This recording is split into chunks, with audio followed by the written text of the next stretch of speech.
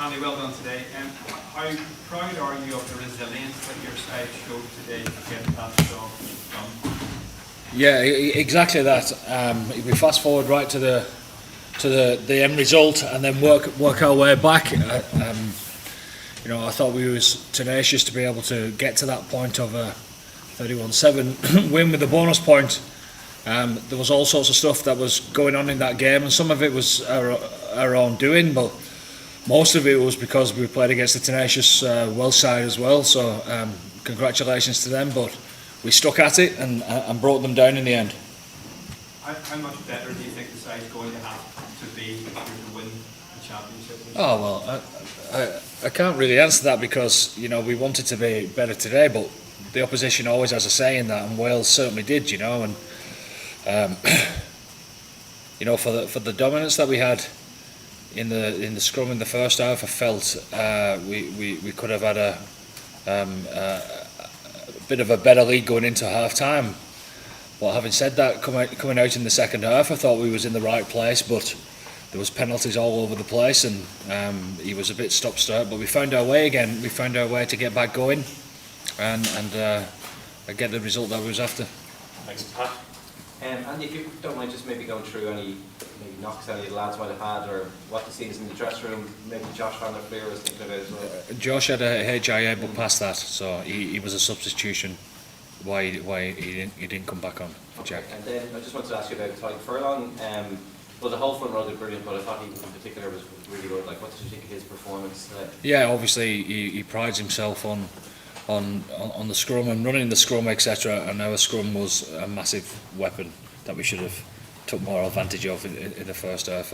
I believe it looked like we was really in sync as an eight there, and we was a handful certainly in the first half. So he'd be super proud of that because he's driving that forward. Hi Andy. Warren Gatlin said he thought the 31-7 scoreline probably wasn't really reflective of the 80 minutes. What do you think? Probably should have been 44-7 should have. There's a couple of tries that were notched off though, wasn't there? So I thought we got what we deserved in the end. I mean, if the forward pass from Robbie hadn't have been knocked off, I thought that was going to be an unbelievable try, and again it was us finding a way to make inroads, and I actually thought that they defended really well at times and was hard to break down, but to get the bonus point win 31-7, I thought we should have been further up in the first half to be fair, but I do understand that this is a young Welsh side that's trying to gain experience as well, and I thought they played bloody tough. That's for sure. Sorry, given the way the penalty count went in the first half, is it touch ironic to think that you had 2 yellows and ended up alongside of it? And again, that's just the game, isn't it? A bit confused with the penalty try, and when the ball's not down and you can't see whether the ball's down or not. I don't know how that can be a penalty try, but obviously it was. So we take that, and the pleasing thing about that is that we weren't trying to run the clock down to get Tide back on the field. We was the team that was advancing and playing all the rugby, So our intent through that period and that little bit of adversity got us going, if anything. Yep, Kieran. And a nice moment for Kieran Frawley getting his try in the second half. Just heavy feeling on the full back today. Yeah, he was solid enough. Obviously a big day for him, and there was obviously going to test him, like Gats was saying all week. That they were going to test him. He's always his skill sets is sound, so he's always going to be good under the high ball. He's an extra pair of hands, eyes, and communicates pretty well as well. So I suppose he'll be glad that that's done and underway, and he'll learn a lot from that. Murray? Peter, just on penalty count, you had a few chats with the ref talk. It's easier in the break and kind of stuff. What was that interaction like? Look, I was just looking for an understanding of what we could do a bit better. it's an area that has a lot going on, to be fair, and sometimes you just want a bit of understanding.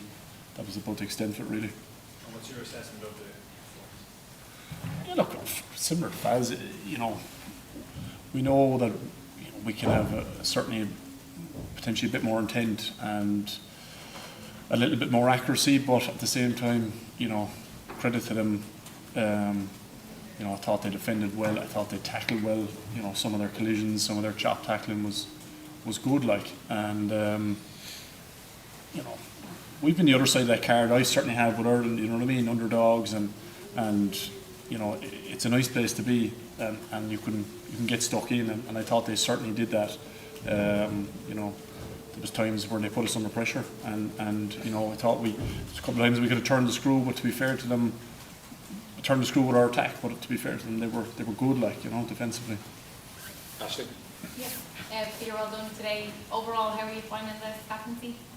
I'm enjoying it.